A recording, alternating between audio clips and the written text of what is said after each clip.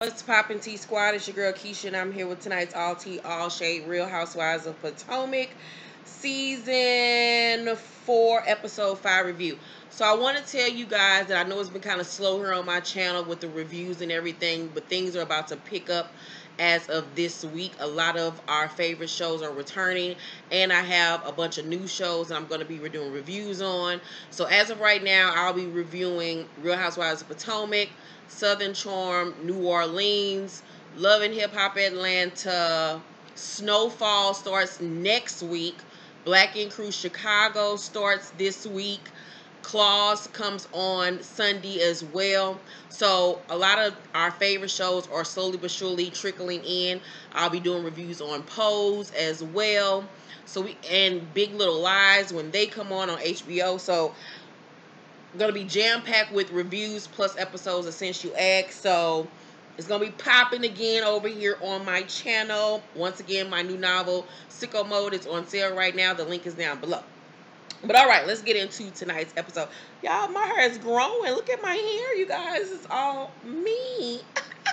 Anywho, so Candiace follows Karen outside. This is a continuation of what happened on last week's episode when Karen and Gizelle got into it at the table. So Candiace follows Karen outside, and she admits that she doesn't talk business with Gizelle, and that nobody tells Gizelle their business because everybody knows Gizelle is a shady ass bitch. She calms down and goes back to the table and tells Gizelle, thank you for introducing her to the lady. And Gizelle just says, I just want to be your friend, Karen. Girl, bullshit. So Candiace asks for Gizelle's therapist information because of her situation with her mom. She tells them when she was young, her mom diagnosed her with being bipolar. Her mother is fucking psycho. That bitch is insane, bro. I already told y'all what I felt last week about Candiace's mama. So she tells them that the other day that her and her mama got into it on the phone, and that her mama called her a dumbass bitch and hung up on her. Any parent that calls their child a bitch, whether male or female, you ain't shit. I don't give a fuck if she 50 years old. That's still your goddamn child. Why would you fix your mouth to call your daughter a bitch? I told y'all last week on last week's episode, I feel like that mama had Candiace to keep that damn husband, and the shit didn't fucking work out. And Candiace is just a pawn in that woman's fucked up ass game that she likes to play. She is a horrible mother, and she should be ashamed of herself. If I was her, I wouldn't even want to even be on the show anymore, because I know I would never go to her for therapy, for anything. Like, she is a horrible person. So how would I even entrust you with my thoughts and my feelings? Who's to know that how you would even guide me? Like, she is the worst, my nigga. Like, and the fact that she even on this show, knowing she's being represented in this type of way, says a lot about her. That bitch is crazy.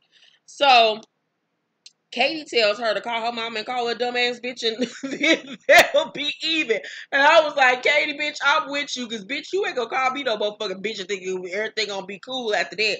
You got me fucked up. So, shout out all, now that we're talking about mothers, happy birthday to my mommy. Today is my mother's birthday. I think my mama turned 60 today. Did my mama turn 60 today? Did my mama turn 60 years old today? Happy birthday, mommy. You know, I love you. You're my favorite person in the whole wide world. If you and daddy wouldn't have bumped uglies that night, I wouldn't be here. Thank you for everything that you have done for me, for being a phenomenal mother. I love you. Thank you, thank you, thank you, thank you, thank you. So, anywho, so Katie, Candiace, and Gizelle then go back up to their room. And Candiace tells Gizelle to fall back and stop challenging Karen, especially because, she's grieving. The woman just lost both of her parents. And it's sad that somebody younger than her has to tell her old ass this type of information. Like, you know better, Gizelle. So Katie brings up that she thinks that Ashley is pregnant. And Candace like, girl, that bitch ain't pregnant because she keep drinking. And Gizelle say, you can drink, even though if you trying to get pregnant or whatever. And Candace says, but if you have a cold uterus and seeing all these people that, these Asian doctors and this and that, and you would think that you would just try to be more careful. I understand where Candace is coming from with her thought process. If you really truly trying to have a baby, you will want your body to be as clean as possible. You'll be watching what you eat. avoiding drinking, exercising, taking vitamins, or whatever the case, herbal remedies, or whatever the case may be, if you're really trying to get pregnant. I understand where she's coming from. And it is like, Ashley keeps on saying, I want to have a baby, I want to have a baby, I'm not supposed to be drinking, I'm not supposed to be drinking. But every time she turns around, she's fucking drinking. So it's just like, which one are you trying to do? You're contradicting yourself. So Gizelle says, so basically, you don't think that she's trying to get pregnant. And Candiace like, no, I don't. Do I think that that Ashley wasn't trying to get pregnant on purpose? No, I just think that Ashley was being hot and she liked to fucking drink. That's what I fucking think. I think that she and Michael Gullum made a pact that she wouldn't drink as much, and she went along with it, but knew she was gonna do what the fuck she wanted to do anyway. But I do think that she wanted to have a kid, most definitely, so she could secure the motherfucking bag. Ashley ain't no motherfucking fool, my nigga. So Monique is having a rainbow party to celebrate her upcoming baby, and her family and Chris's family are all coming to stay at her house, and this will be her mother-in-law's first time even seeing their house. Remember 2 seasons ago when they had his mama on her, and the mama was talking crazy about Monique on camera, and her and the mama fell out, and Chris had to check his mama, and so she said that the mama never apologized for what she said to her. So this is going to be very interesting to see Chris' mama back on camera again. So we learned that Gizelle's father, Curtis Graves, worked alongside Martin Luther King and was heavily into politics and, freedom and fighting and all that type of stuff. And Gizelle, by the way, looks just like her father. On the way to the plantation they went to go visit, we learned that Robin took a genealogy test or whatever and found out that she was more European than she was black. Remember on the first season, her and Katie's issue was that Katie tried to call her out about being biracial, and she was adamant that she was not biracial because both of her parents are black. But I mean, anybody can look at her and tell that she has European in her fucking bloodline heavily. Like anybody can tell that with her and Gizelle. So the girls meet Gizelle's father, who's very handsome, by the way. He escorts them around the Whitney plantation, which is the place where their family members were descendants from. So the daddy is giving a speech about the slaves and tell a story about the mistress of the plantation, who at some point needed to borrow money, and says, "You know all about that, don't you, Karen?" I was like, "You rude motherfucker. Like, why would you say that?" Now I see exactly where the fuck Gizelle get her fucking rude ass mouth from her rude ass goddamn daddy. Maybe it's a light skin thing. I don't know what the fuck is wrong with these damn people. But I would have cussed this old ass the fuck out. Who the fuck you talking to?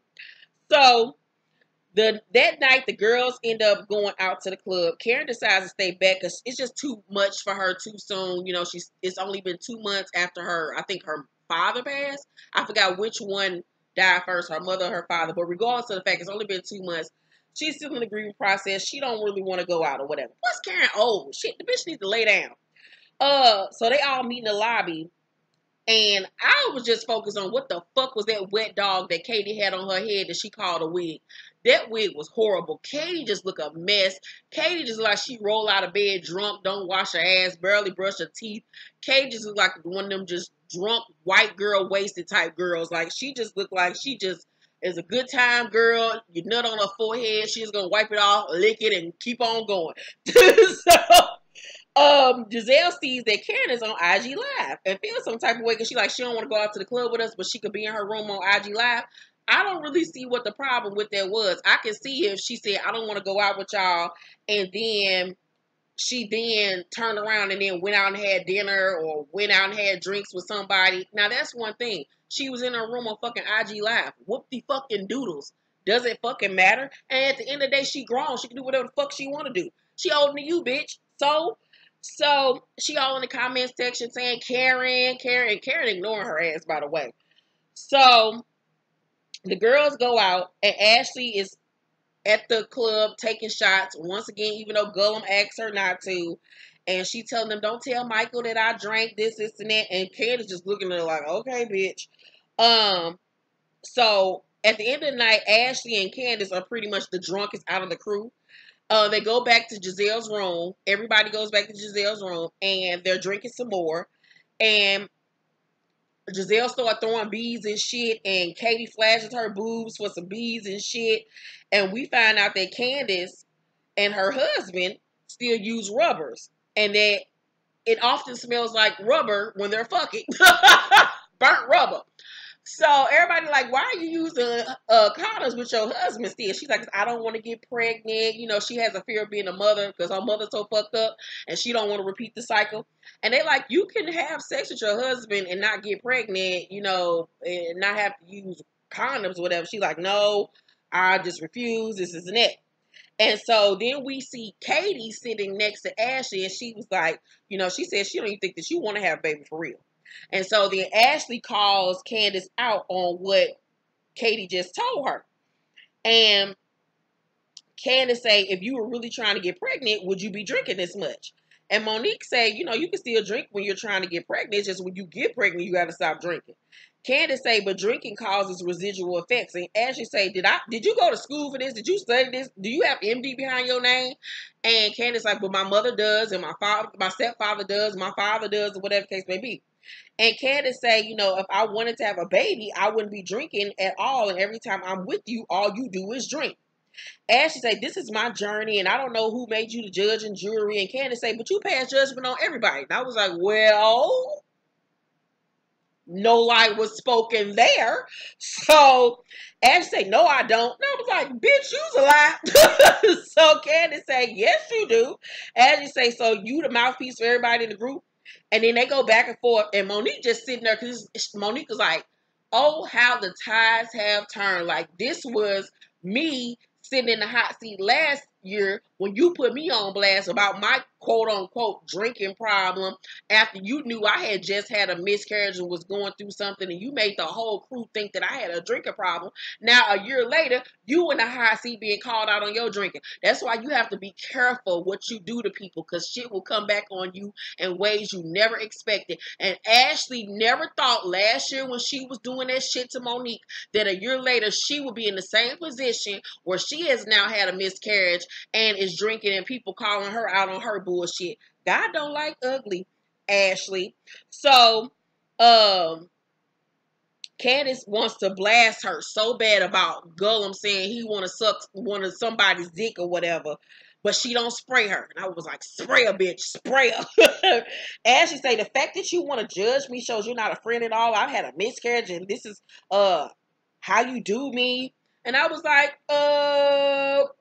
yeah, because you did Monique the same way last season, bitch, and karma is a motherfucker. You reap what you sow. So that was pretty much this episode of Real Housewives of Potomac. I give tonight's episode a B minus. It was quite good. It was quite decent. What y'all think about tonight's episode? Of course, let's talk down below. Make sure to thumbs up this video, like and subscribe, and hit that notification bell button. If you have a question for us over on Since You Asked, email us at sinceyouasked1@gmail.com. All of my social media and contact me information is down below, as well as the links to my books. Love you all. Thank you for watching this review, and I'll see you on the next one. Bye.